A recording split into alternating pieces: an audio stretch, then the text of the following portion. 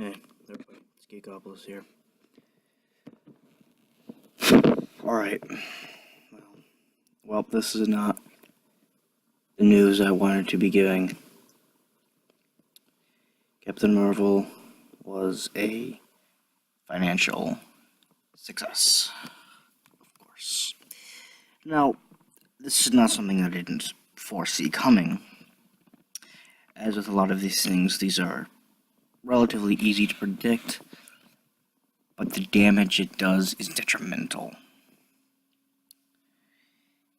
The message that this sends to these people, these shrills, these NPCs, social justice warrior types, this sends a message that this is what we want. And they were able to achieve this on the backs of two types of people.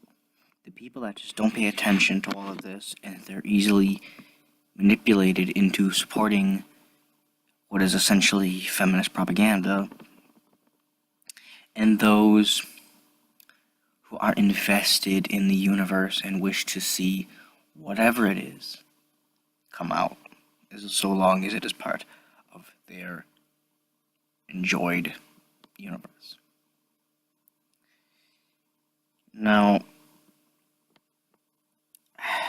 it's a defeated feeling where we were coming so far in our rejection of things like this, and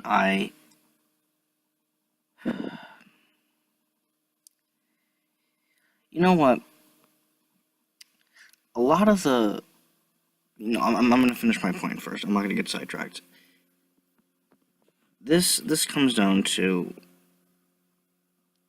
them being so, I don't want to say them, I mean every media organization out there supporting this movie, full stop, doing everything they can to shield this movie from any types of criticism, and it worked. Not enough people got the word out of what this movie represents, and furthermore, anybody who has a dissenting opinion is now being silenced. This is not good. This is not a sign of free people to speak our own opinions on this. And it's sad because this is not potentially just the downfall of the MCU. This is the downfall of media, of entertainment. We made great strides in defeating things like Solo. A rejection of their social justice infesting our culture, our entertainment, and the failures of things like the Ocean's 8 movie, or the all-women's reboot, or the what's that other one? The really bad one. Ghostbusters. The female Ghostbusters. Awful. Awful. All of those things were tried to push their agenda, and they failed. This movie, however, is the spiritual successor to The Last Jedi in every conceivable way. It did financially well, like The Last Jedi is a garbage movie that pushes a propagandized agenda, like The Last Jedi.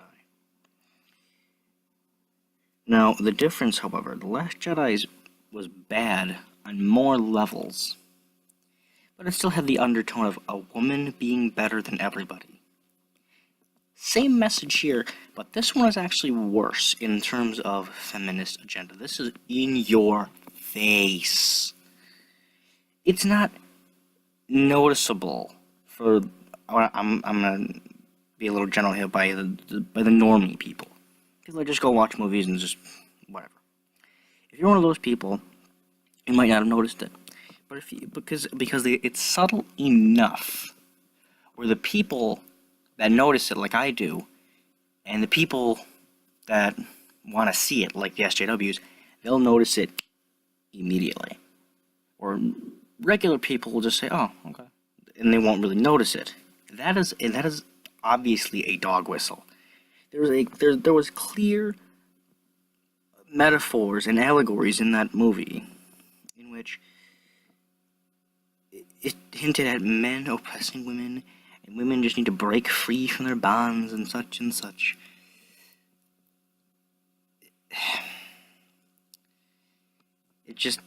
That's not what I want to see in my movies, subtle or otherwise. And what I was discussing earlier, or what I was going to talk about earlier before, but I wanted to stay on track, is the reason why this movie was successful.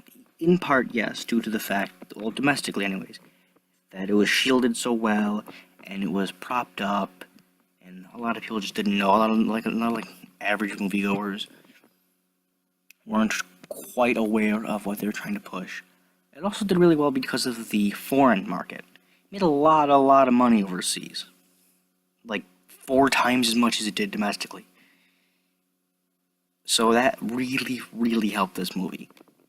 If that would have done about equal to the domestic market, I would have been a little unhappy still, because it would have done decent, but it has done very well. Almost past $500 million. That's not good. Like 150 million domestic.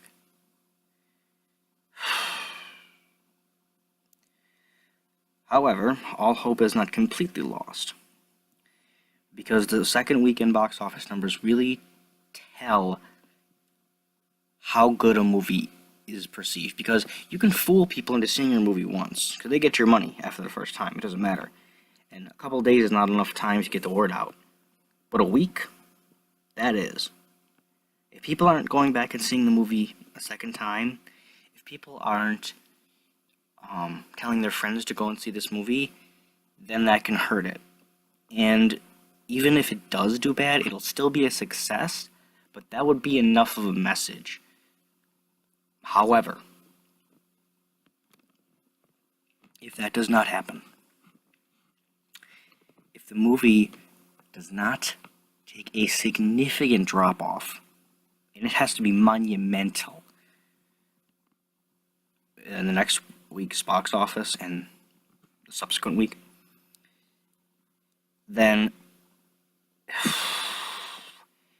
this is going to send a very clear message, at least in the eyes of the entertainment industry, that, this agenda, it doesn't hurt us.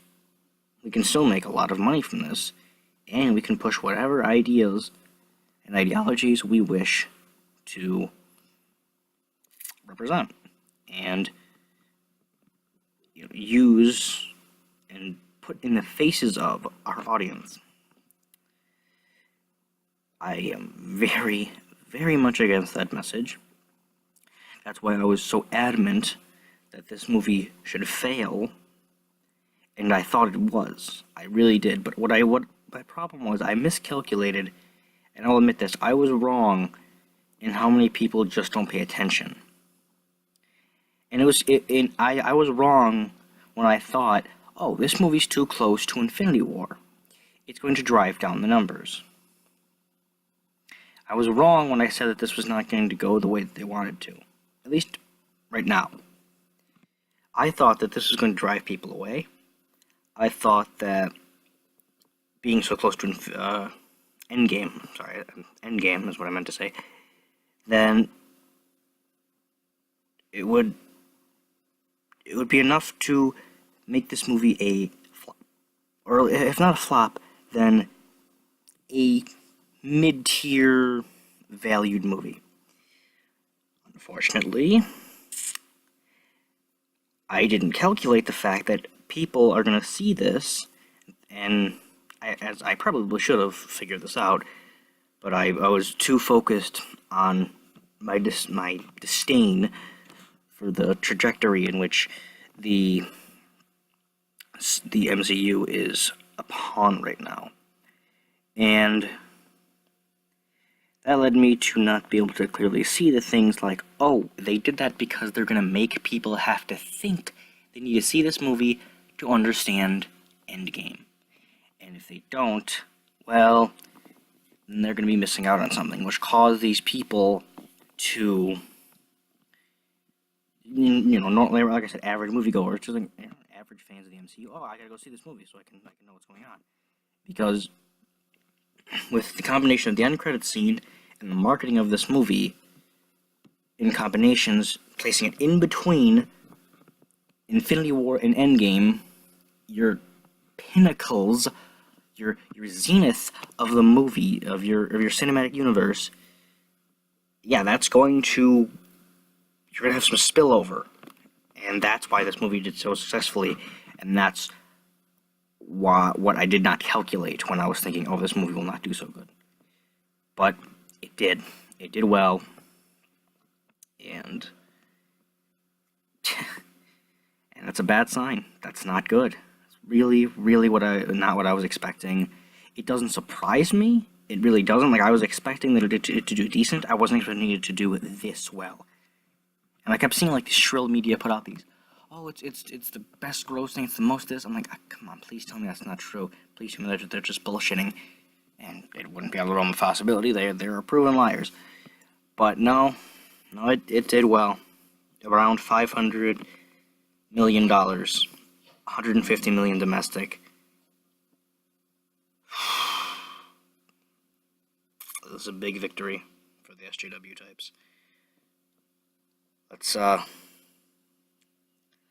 Let's just hope that this is not a sign of things to come, and we can combat this, or else we're gonna get some really shitty, in-your-face garbage chair movies.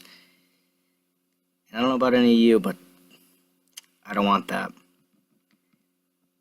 Anyways, if you liked the video, share it around. Maybe that can help hinder some of the growth and financial success of this movie. But who knows? Remember to like, comment, and subscribe. Geekopolis out.